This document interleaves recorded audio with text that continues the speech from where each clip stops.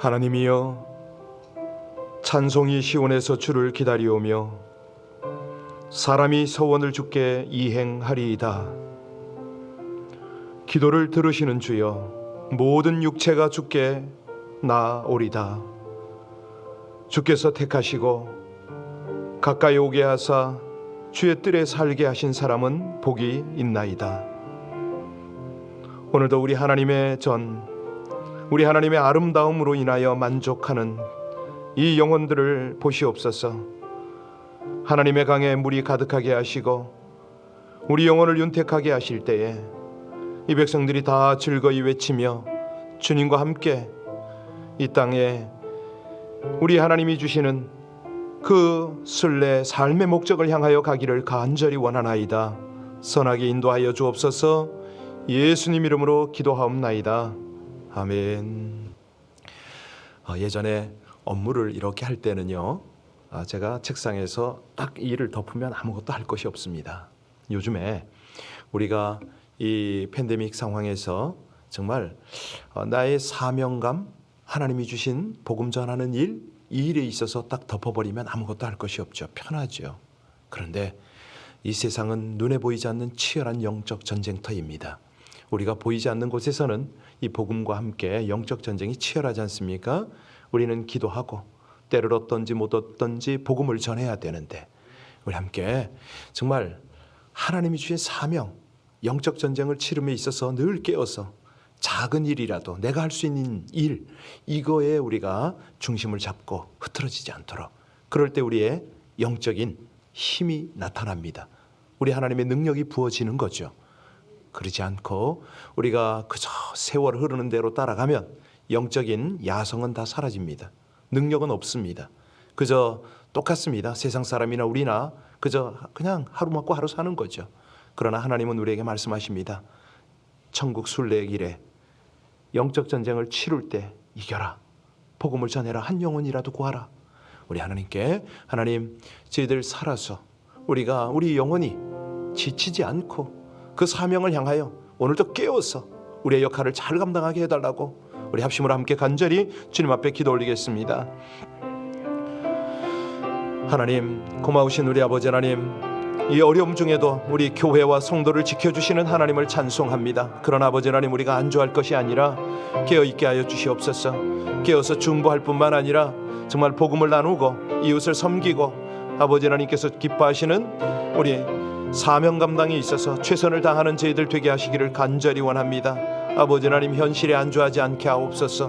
모든 일에 편하다, 쉬다, 눕자, 그저 하루하루를 지내자, 이것이 아니라 우리 하나님이 주신 그 사명 때문에 늘 깨어있게 하시고 기도하게 하시고 때를 얻든지 못 얻든지 복음을 전하며 하나님의 귀한 영광을 나타내는 그 일 가운데 우리 함께 동참하는 저희들 되게 하여 주옵소서. 아버지 하나님, 옛날이 그립습니다. 정말 부르짖고 기도하며 노방에서 전도하고 또 단기 선교를 다니고 그럴 때가 저희들에게 있었음을 고백합니다. 하나님, 그 일이 우리 가운데서 다시 한번 회복되어지게 하여 주시고 열정으로 살아가게 하여 주옵소서. 그때 주로 말미암아, 믿음으로 말미암아, 복음으로 말미암아 주의 은혜와 능력이 우리에게 부어질 것을 믿고 감사를 드립니다.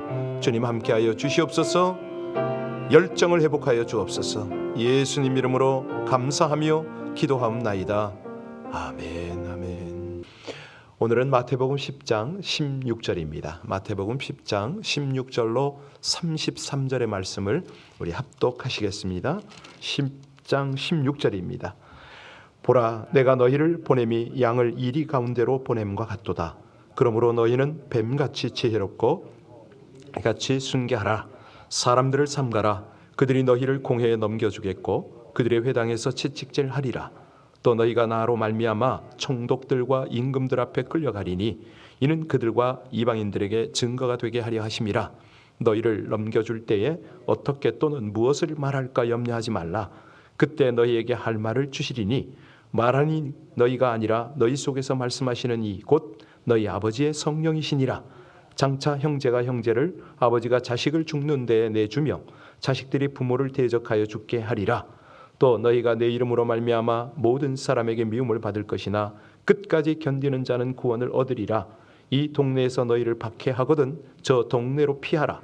내가 진실로 너희에게 이르노니 이스라엘의 모든 동네를 다니지 못하여서 인자가 오리라. 제자가 그 선생보다 또는 종이 그 상전보다 높지 못하나니 제자가 그 선생 같고 종이 그 상전 같으면 족하도다. 집주인을 바알세불이라 하였거든 하물며 그 집 사람들이랴. 그런즉 그들을 두려워하지 말라. 감추인 것이 드러나지 않을 것이 없고 숨은 것이 알려지지 않을 것이 없느니라. 내가 너희에게 어두운 데서 이르는 것을 광명한 데서 말하며 너희가 귓속말로 듣는 것을 집 위에서 전파하라. 몸은 죽여도 영혼은 능히 죽이지 못하는 자들을 두려워하지 말고 오직 몸과 영혼을 능히 지옥에 멸하실 수 있는 이를 두려워하라. 참새 한 마리가 한 앗살료니에 팔리지 아니하느냐? 그러나 너희 아버지께서 허락하지 아니하시면 그 하나도 땅에 떨어지지 아니하리라. 너희에게는 머리털까지 세신 바 되었나니 두려워하지 말라. 너희는 많은 참새보다 귀하니라. 누구든지 사람 앞에서 나를 시인하면 나도 하늘에 계신 내 아버지 앞에서 그를 시인할 것이요 누구든지 사람 앞에서 나를 부인하면 나도 하늘에 계신 내 아버지 앞에서 그를 부인하리라. 아멘. 사실 그 불신자들과 우리 믿는 사람의 차이가 뭐죠? 영적이냐 아니냐, 분별력이 있냐 없냐잖아요. 사실 영적으로 무지하고 완고한 사람들이 대부분의 불신자들입니다. 그뿐만 아니라 이제 타락한 세상이라고 그러는데요. 이 타락한 세상은 그리스도의 복음을 받아들이려고 하질 않죠. 그러다 보면 이 세상에서 복음을 전하기 위한 것은 고난을 자초하는 길입니다. 사실 복음을 전하는 사람들이 받을 고난과 박해를 우리 주님이 너무 잘 아시죠. 요즘 보면은 이 복음 전하는 사람 참 보기가 너무 힘들거든요. 저는 신학생들을 만나면 반드시 얘기합니다. 신학 공부하기 전에 복음 좀 전해라. 공부한다고 목사 된다고 이게 되냐? 제가 그런 얘기를 하는데요. 우리 주님께서 정말로 당신의 종들을 향하여서는 복음 전하는 것에 있어서는 정말 관심이 많으세요. 그쪽을 정말로 강조를 하세요. 오늘 그 내용인데요. 자, 주님께서 그들에게 복음을 당부하면서 뭐라고 그러시냐면 16절 다시 볼까요? 참 안타까운 마음을 우리에게 말씀하십니다. 같이 읽습니다. 보라, 내가 너희를 보냄이 양을 이리 가운데 보낸 것 같도다. 그러므로 너희는 뱀같이 지혜롭고 비둘기같이 순결하라. 염려하시는 거죠. 이리 같은 세상에 내 사랑하는 종들을 내가 보내는 도다. 이런 마음 아닌가요? 여기 먼저 양을 보세요. 양은 어떤 특징이 있습니까? 온유하잖아요. 순종잘하잖아요. 희생 제물이 되잖아요. 그런데 양에게도 없는 것이 있답니다. 양은 지혜가 부족하죠. 네. 양이 뭐가 독초인지 잘 분별을 못해요. 그리고 양은 스스로 자기를 보호하지를 못합니다. 그러니까 이 모든 동물은 보호 본능이 있잖아요. 어떤 놈은 잘 달리고 어떤 놈은 힘이 있고 어떤 놈은 지혜가 있어요. 양은 그게 없어요. 보호색도 없고 지혜도 없어요. 그래서 양은 목자 없이는 살 수 없는 게 양이에요. 여러분도 양 맞습니까? 목자 없이 잘 살아가는 거 아닌가요? 네. 우리 신자들이요, 내 힘으로 세상 살 수 없습니다. 목자 없이 주님 없으니 살 수 없죠. 그런데 이제 오늘 본문을 한 걸음 더 들어가 보면 마치 너희를 이리대 가운데 던진 그런 것 같다, 이 말씀 아니에요? 예, 그래서 우리 주님께서 우리에게 당부하는 것이 있으니 너희는 어떻게 하라? 뱀같이, 비둘기같이. 예, 이것이 오늘 설교의 포인트입니다. 그러니까 우리가 복음을 전할 때 두렵습니다. 많은 어려움을 당합니다. 그때 우리가 이 두려움을, 이 복음을 방해하는 모든 세력을 이기는 비결이 뭐냐? 이 슈루드입니다. 지혜와 순결함인 거죠. 쉐마 교육을 받은 분들은 제가 슈루드 그러면 금방 알아들어요. 무슨 소린가? 여기 뱀처럼 지혜로우라고 했는데 이 원어를 보면 슈루드라는 말이 무슨 말이냐면요, 상대가 나를 유인하는 게 보여야 된다, 이 말입니다. 상대가 함정을 파놓고 나를 이렇게 끌어들이면 그거를 먼저 봐라. 그리고 그 함정에 빠지지 않을 뿐만 아니라 그 함정을 피해가고 상대를 오히려 내 페이스로 만들어라. 이게 슈루드입니다. 그러니까 이 성경에 보면 4차원 교육이 있어요. 오늘 그쪽으로 갈 수는 없고 여기까지만 하겠습니다. 자, 뱀을 좀 설명을 할게요. 뱀이 왜 지혜로운가? 애굽 사람들은요, 뱀을 지혜의 상징으로 봤어요. 왜냐하면 뱀은요, 위험이 다가올 때 잘 피하거든요. 혹시나 이제 산이나 숲속에 갈 때 내가 아이고 뱀을 밟으면 어떡하나 이런 걱정이 될 때가 있잖아요. 그런데 뱀 밟을 염려는 거의 없어요. 뱀이 지혜롭기 때문에. 그런데 이제 어떤 때 뱀이 무냐면 자기가 위험하다 생각할 때 이 뱀이 우리를 물지요. 근데 사람들은요 굉장히 뱀을 무서워해요. 여러분 뱀 무서워하나요?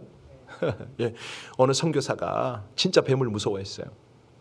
그러다가 이제 땅을 파다가 방울뱀이 나타난 거예요. 너무 놀래가지고 도망을 가다가 가만히 생각하니까 내가 왜 무섭지? 제가 무서워야 되잖아. 그러고 돌아가서 곡괭이를 한 방 때렸답니다. 찍었답니다. 끊어버렸답니다. 사실이에요. 뱀이 우리를 무서워해요. 근데 이제 이 애굽이나 이런 그 사람들 일부는 뱀을 또 치유의 상징으로 생각을 했어요. 그래서 우상을 섬길 때 뱀신이 많잖아요. 뭐 타일랜드 같은 데 가면은 왕궁 절간에 기와장이 다 이 뱀의 비늘형으로 돼 있죠. 뭐 한국도 중국도 마찬가지 아닙니까? 뭐 엄밀하게 말하면 용도 뭐 뱀과인데 여하튼간에 그런 것들이 참 많아요. 자, 그래서 뱀이 지혜가 많다 이런 이제 개념을 옛날 사람은 가지고 있었던 거죠. 여기 이제 비둘기 같이 순결하라고 했는데 여러분 비둘기 어때요? 비둘기 괜찮아요. 순결해요. 물론 이제 우리에 가면은 굉장히 좀 지저분하긴 한데, 자, 비둘기가 왜 순결하다고 하냐면 다른 동물을 먹는 것도 아니고 정말 온유하고 순결하죠. 그래서 이 성경에는 비둘기를 성령의 모형으로 그렇게 하잖아요. 우리 주님께서 오늘 이 뱀처럼 비둘기처럼 교훈을 주시면서 이걸 갖추라고 합니다. 자, 그러니까 뱀같이 지혜로워야 한다. 이거는 강조하다 보면 너무 지혜로워서 세상에 완전히 연합되어지고 세상과 타협하게 되고 세속화되게 될 확률이 많습니다. 반대로 비둘기같이 순결만 강조하게 되면 자칫하면 죽음을 당해요. 제가 한번 말씀드렸나요? 중국 가니까요. 처음에 아니 조그만 아파트 베란다에 그냥 비둘기 이렇게 장이 있어요. 저게 뭔가 참 사람들 괜찮다 그랬는데 나중에 알고 보니까요. 비둘기들이 계속 날아와서 그 속에 사는데 때가 되면 그냥 집주인은 그 비둘기를 꺼내다가 요리해 먹어요. 근데 비둘기 계속 있더라고. 참 별일이 다 많습니다. 다시 말하면 뱀처럼 지혜롭고 비둘기처럼 순결한데 이걸 한쪽만 강조하게 되면 비둘기는 죽임을 당할 수가 있죠. 그래서 이리때 같은 세상에서 그걸 조화를 이루어라 이 말입니다. 이제 18절 볼까요? 자, 왜 조화를 이루어야 되냐면 17절 18절 같이 읽어요. 우리 같이 17절부터. 자, 17절 말씀 보고 18절 읽겠습니다. 사람들을 삼가라. 그들이 너희를 공회에 넘겨주겠고 그들의 회당에서 채찍질하리라. 또 너희가 나로 말미암아 총독들과 임금들 앞에 끌려가리니 이는 그들과 이방인들에게 증거가 되게 하려. 그렇습니다.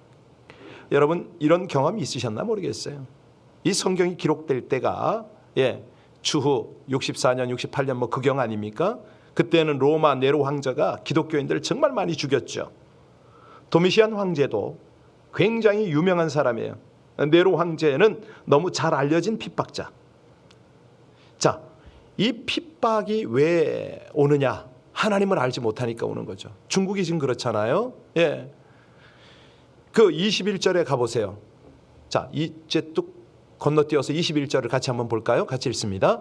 장차 형제가 형제를 아버지가 자식을 죽이는 데 내주며 자식들이 부모를 대적하여 죽게 하리라. 여러분 이게 가능하다고 생각하세요?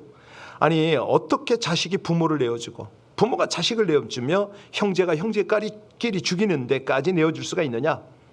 이게 믿어지냐고요. 실제로 북한에 이런 일이 있습니다. 북한에는요 살부회라고 있어요. 살부회. 무슨 뜻이죠?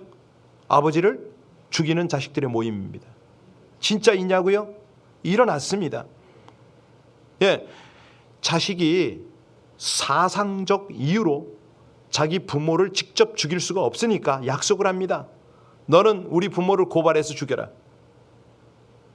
왜냐하면 이 기독교인들을 가장 잔인하게 죽이면 영웅 칭호를 받는 게 그 땅이었잖아요. 지금도 그렇지만.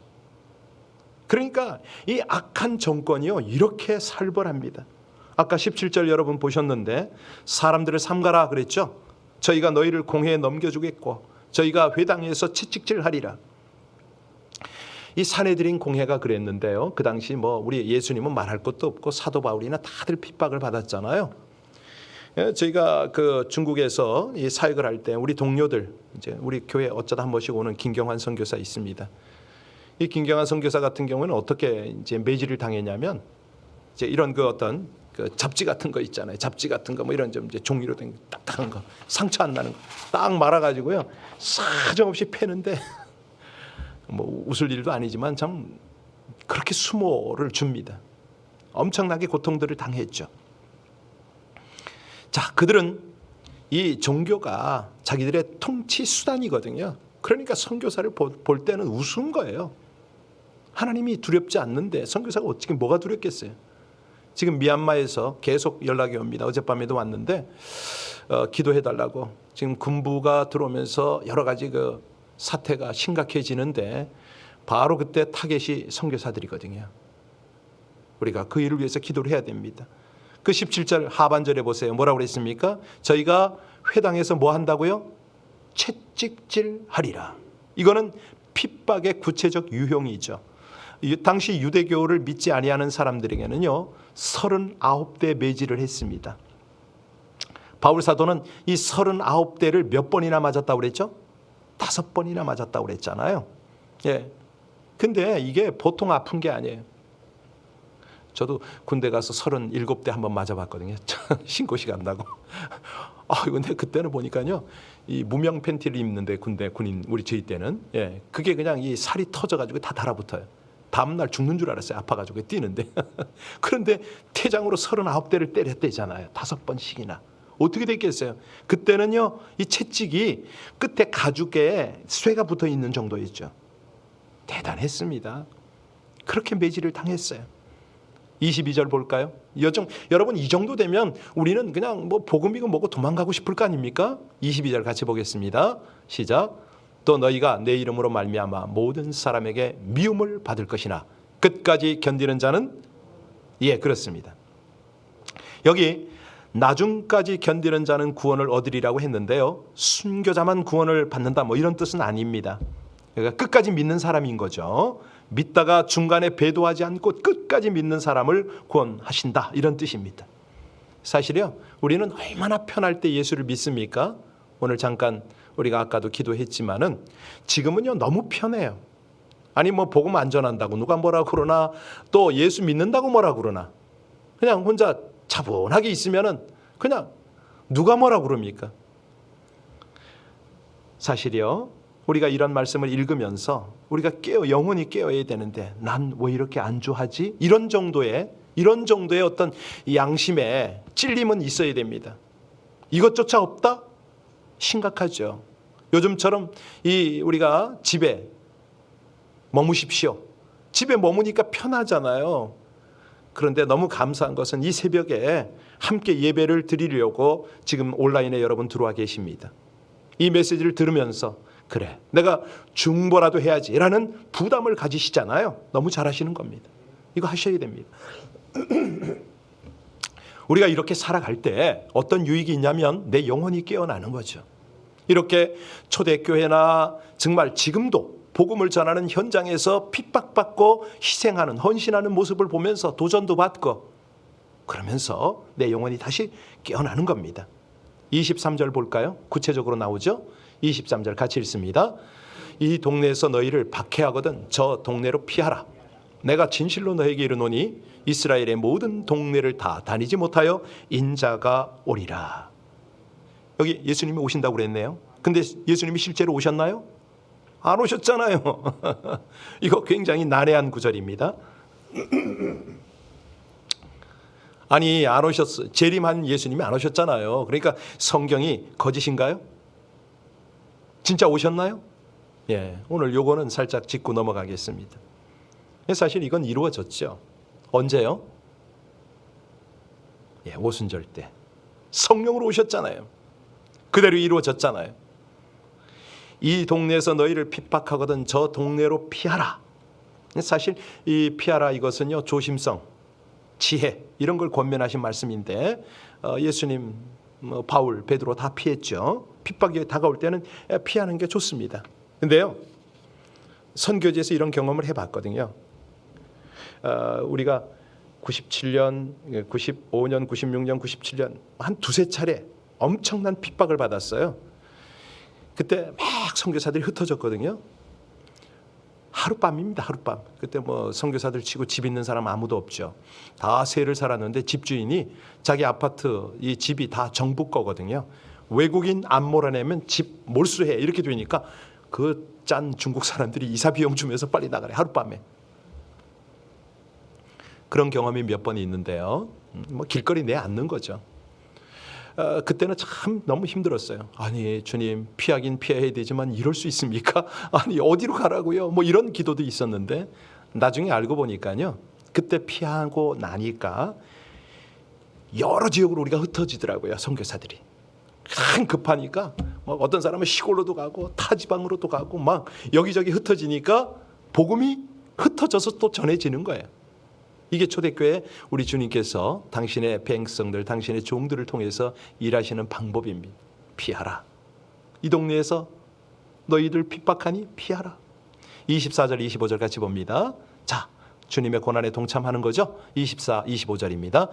제자가 그 선생보다 또는 종이 그 상전보다 높지 못하나니 제자가 그 선생 같고 종이 그 상전 같으면 족하도다.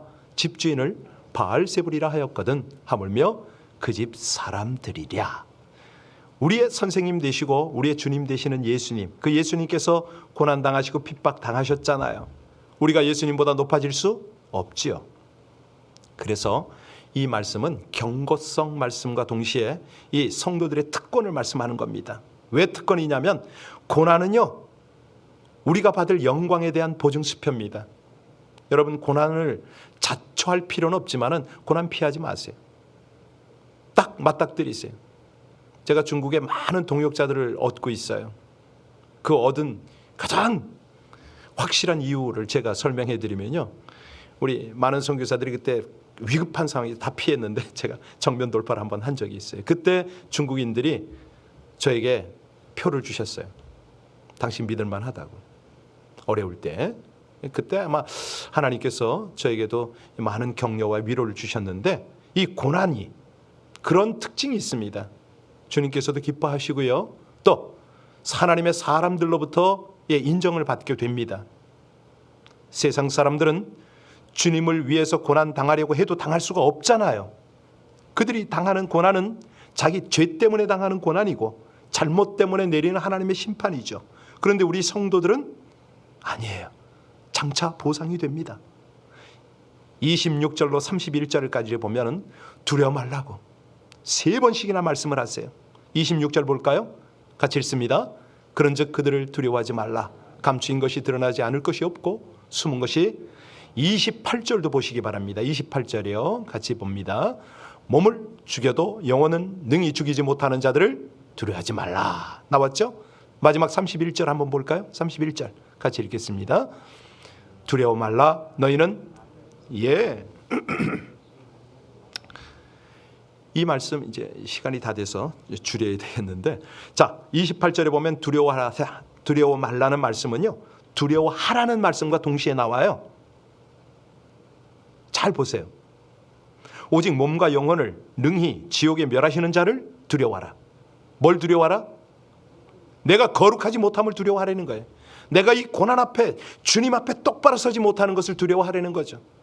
두려워할 걸 두려워하라 이 말입니다. 아주 우리 하나님은요 정확하세요. 네가 무엇에 두려워하느냐? 세상? 그거 두려워할 거 아니야. 정말 두려워할 것은 하나님이야. 이 말씀 아닙니까? 너무너무 놀랍죠? 그게 지혜야. 그게 순결함이야. 이 말씀을 하시거든요. 그러면서 이 참새 이야기를 하세요. 머리털 이야기를 하시는 거예요. 그러니까 가장 작은 미물도 하나님 허락 없이는 안 된다는 거죠. 오늘은 핍박에 대한 주님의 경고를 보았습니다. 세상에서 우리가 전도할 때에 그야말로 이리 속에 들어가는 양처럼 이럴 수도 저럴 수도 없는 경우가 많습니다. 나는 한 번도 그런 경험 안 했다고요? 전도 안 했잖아요. 여러분 오늘 이번 주간에 다 못해. 이번 달이라도 좀 전도 좀 합시다. 일단 다른 건 몰라도 우리 새벽에 예배에 참여한 우리끼리라도 한번 도전 한번 해볼까요? 네, 그럴 때 핍박이 와도 두려워하지 말고 정말 두려운 하나님만 두려워하는 저희들 되시길 바랍니다. 기도하시겠습니다. 지혜와 순결함, 위로와 힘으로 함께 하시며 강하고 담대케 하시는 하나님, 이 이리때가 우울거리고 악하고 두려운 세상에서 저희들 힘만으로는 살 수 없음을 고백하오니 고난과 핍박이 더할수록 주와 한마음 한뜻 되도록 신실한 관계를 갖게 하여 주옵소서. 거룩한 지혜와 순결함으로 주를 사랑하고 사명에 충성함으로 어떠한 박해를 당해도 끝까지 견디며 담대하게 주님을 따르게 하여 주시옵소서. 말씀과 기도 중에 만나 주시고 도와주시고 지혜와 능력을 주시는 주님을 꼭 붙잡고 고난 중에도 견디며 주의 복음을 증거하며 사명을 감당하게 하여 주시옵소서. 예수님 이름으로 기도하옵나이다. 아멘. 오늘 아침에는 조금 부담이 되시나요? 우리 온라인에 계신 분들 네, 할 수 없습니다. 우리의 사명이니까요. 우리가 이 땅에 존재하는 목적이니까요. 우리 함께 하나님 앞에 기도해서 하나님, 비둘기같이 순결하고 뱀처럼 지혜롭게 하나님 주신 사명을 향하여 저희들 나가기를 원한다고, 아버지 하나님의 능력을 더입혀 달라고 우리 합심으로 함께 간절히 기도하고, 지금 선교지에서 어려움을 당하고 있는 우리 선교사님들을 위해서 기도하고, 많은 교회 많은 성도들이 지금이야말로 복음을 위해서 일어서야 될 때입니다.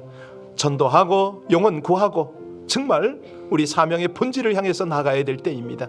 우리 합심으로 함께 간절히 주님 앞에 기도 올리겠습니다. 아버지 하나님 감사합니다. 주님을 찬양합니다.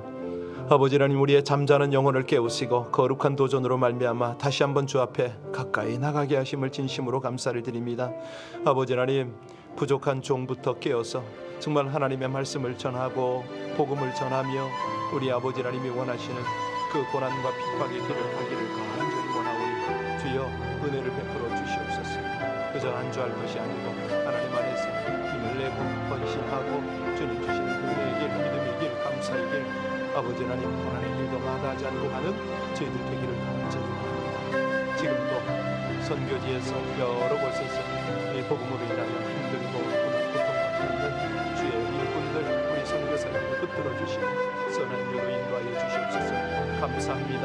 이 새벽이 아버지 하나님께서 주시는 그 은혜의 도전 때문에 우리의 영혼이 깨어나고 아버지 하나님 앞에 더 깊이 기도하고 감사하고 도전하는 이 새벽 되기를 간절히 원합니다. 은혜 위에 주시옵소서.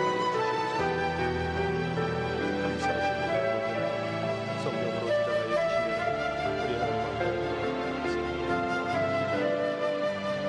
하나님이여, 주님께서 주시는 은혜대로 아버지 하나님, 저희들 아버지 다시 한번 하나님 안에서 한 도전을 받고 은혜 위에 너를 주시옵소서. 모든 일들이 한결같이 하나님 주시는 그 말씀 때문에, 사명 때문에 다시 한번 분연히 일어나게 하여 주시옵소서. 하나님, 안전한 생활에서 멈추는 것이 주의 귀한 복음을 나누고 전하는 아버지 하나님, 그 예비되어 사역을 하나님 주여 주시옵소서. 아버지 하나님, 주님의 마음을 향하여